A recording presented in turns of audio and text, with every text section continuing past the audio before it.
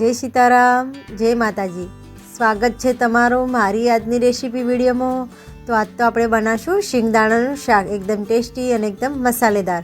તો તમે મારી રેસીપી વિડીયો પર નવા આવ્યા હોય તો મારી યુટ્યુબ ચેનલને સબસ્ક્રાઈબર ના કરી હોય તો સબસ્ક્રાઈબર કરી દેજો। તે માટે આપણે સામગ્રી લઈ લઈશું। તે માટે મેં એક વાટકી શિંગદાણા લઈ લીધા છે, કાચા આવે તે। 2 ઝીણી સમારેલી ડુંગળી લઈ લીધી છે, 2 ઝીણા સમારેલા ટામેટાં। મેં અડધી વાટકી જેટલો શેકેલા શિંગદાણાનો ભૂક્કો લઈ લીધો છે। આ પાણી લીધું છે આપણે શાકમાં ભેળવવા માટે।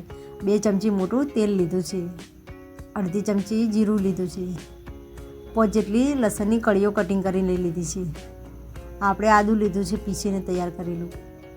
અડધી ચમચી મેં હિંગ લીધી છે, અડધી ચમચી ધાણા જીરું પાવડર, 1 ચમચી આપણે કાશ્મીરી લાલ મરચું લીધું છે અને અડધી ચમચી હળદર, સ્વાદ મુજબ મીઠું, ગરમ મસાલો લીધો અડધી ચમચી અને 3 થી 4 કટિંગ કરેલા મરચાં અને આ લીલા ધાણા છે અને આપણે ગોળ લીધો છે થોડું, અને આપણે દહીં લીધું છે 1 વાટકી જેટલું મોળું આવે તે। તો હવે આપણે પહેલાં કુકર લઈ લઈશું। કુકરમાં આપણે જે વાટકી શિંગદાણા લીધા તે બધા અંદર એડ કરીશું। તેમાં આપણે થોડું મીઠું એડ કરીશું। મીઠું આપણે માપે એડ કરવાનું, વધારે નહીં। આપણે આવી રીતે શિંગદાણામાં મીઠું નાખશું તો મીઠું છે સારી રીતે શિંગદાણાની અંદર લાગી જશે, તે માટે આપણે તેમાં 1 લોટા જેટલું પાણી એડ કર્યું છે। હવે આપણે કુકરનું ઢક્કણ બંધ કરીને મીડિયમ ગેસ ઉપર 4 થી 5 સીટી થવા દઈશું। 5 સીટી આપણે થવા દેવાની છે। તો આપણી 5 સીટી થઈ જતી અને આપણે કુકરનું ઢક્કણ ખોલીને જોઈ લઈએ કે આપણા શિંગદાણા બફાઈ જશે કે નહીં। તો જો આપણા શિંગદાણા સરસ બફાઈને તૈયાર થઈ જશે, તે માટે છે ને આપણે હવે વઘાર કરી લઈશું। તે માટે મેં એક કઢાઈ લઈ લીધી, તેની અંદર તેલ એડ કરીશું। તેલને આપણે ગરમ થવા દઈશું। તો આપણું તેલ ગરમ થઈ જાય તેમાં આપણે જીરું એડ કરીશું। જીરાને પણ આપણે સારી રીતે ફૂટવા દઈશું। તેમાં આપણે હવે હિંગ એડ કરીશું, મરચાં એડ કરીશું કટિંગ કરેલા, લસણ કટિંગ કરેલું એડ કરીશું, આદુની પીસ એડ કરીશું। બધાને સારી રીતે હલાવી દઈશું ચમચાની મદદથી। તો આપણું લસણને સારી રીતે શેકાઈ જાય। આમાં આપણે 2 ડુંગળી કટિંગ કરેલી તે બધી અંદર એડ કરી દઈશું। તેને આપણે 2 થી 3 મિનિટ સુધી મીડિયમ ગેસ ઉપર થવા દઈશું। ગેસને આપણે મીડિયમ રાખીશું, ફૂલ રાખવાનો નથી।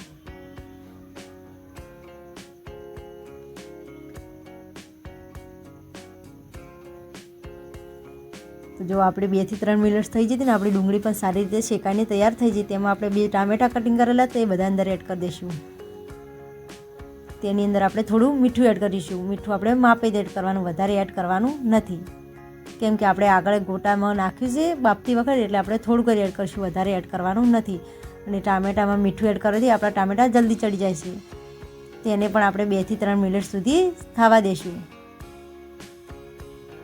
ટામેટાને આપણે 2 થી 3 મિનિટ થવા દઈશું કે એની અંદર કચાશ ના રહે, તે માટે તેમાં આપણે મસાલા એડ કરીશું।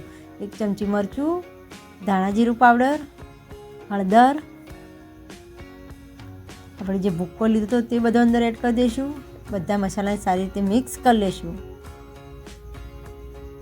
આપણે બરાબર મિક્સ કરીશું કે આપણા મસાલા છે તે બધા સારી રીતે મિક્સ થઈ જાય, તે માટે ગેસને આપણે મીડિયમ સાઈડ રાખીશું।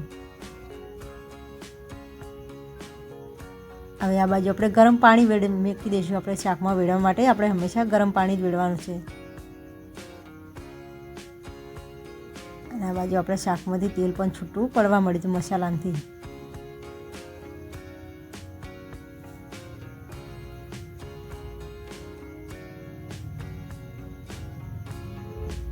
આપણે મસાલા વચ્ચે વચ્ચે આવી રીતે હલાતા રહેવાનું કે આપણા મસાલા દાચે નહીં, તે માટે।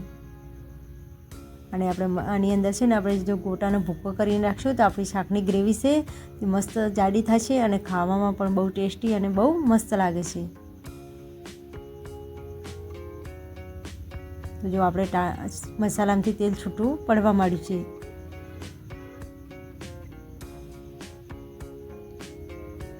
તો જો આપણે મસાલામાંથી તેલ છૂટું પડે ને તેની અંદર આપણે જે ગરમ પાણી કર્યું હતું તે બધું અંદર એડ કરી દઈશું। ગેસને આપણે બંધ કરી દઈશું।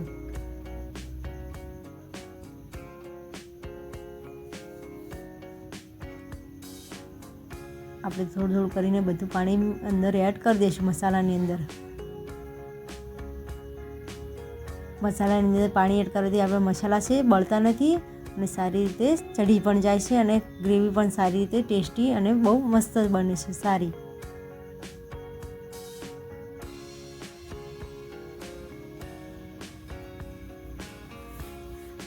જો આપણે મસાલામાંથી પણ તેલ સરસ છૂટું પડવા મળ્યું છે. તેની અંદર આપણે શિંગદાણા તો બધા બાફેલા તે અંદર એડ કરી દઈશું. તેને પણ આપણે સારી રીતે બરાબર મિક્સ કરી લઈશું ચમચાની મદદથી. આપણે બરાબર મિક્સ કરશું કે આપણા શિંગદાણાની ઉપર સારો મસાલો બધો લાગી જાય તે માટે. તો જો આપણે હજી પણ એવું લાગે છે કે આપણી ગ્રેવી જાડી છે તે માટે મારે થોડું પાણીની જરૂર પડી છે, તો આપણે તેમાં થોડું પાણી વેડીશું. આપણે પાણી ગરમ કરીને વેડીશું.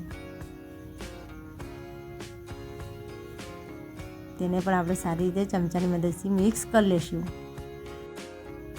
તો આપણે શાકમાં તેલ છૂટું પડી જાય તેની અંદર આપણે દહીં એડ કરીશું.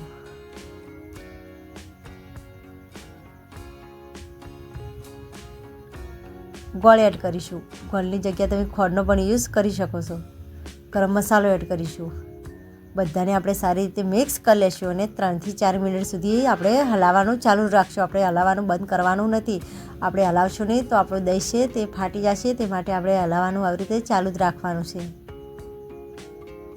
તો આપણે 3 થી 4 મિનિટ સુધી થઈ જતી અને આપણું શાક પણ સરસ ચડીને તૈયાર થઈ જશે. તેની અંદર આપણે જે લીલા ધાણા કટિંગ કરેલા હતા તે બધા અંદર એડ કરી દઈશું. લીલા ધાણાને પણ આપણે શાકની અંદર સારી રીતે મિક્સ કરી લેશું. આપણે બરાબર મિક્સ કરશું કે આપણા ધાણા છે તે બધા સારી રીતે મિક્સ થઈ જાય તે માટે. તો જો આપણું શિંગદાણાનું શાક એકદમ ટેસ્ટી બનીને તૈયાર થઈ ગયું છે. તમે આ શાકની રોટલી છે, પરોઠા છે, ભાખરી છે, કોઈ બી સાથે યુઝ કરશો તો ખાવામાં બહુ ટેસ્ટી અને બહુ મસ્ત લાગે છે. તો તમે મારી રેસીપી પર નવા આવ્યા હો તો મારી ચેનલને લાઈક કરજો, શેર કરજો અને સબસ્ક્રાઈબર કરવાનું ના ભૂલતા. તમારા માટે નવી નવી રેસીપી લઈને અમે લાવતા રહીશું. મળીશું આપણે હવે નવા રેસીપીમાં. જય સીતારામ, જય માતાજી.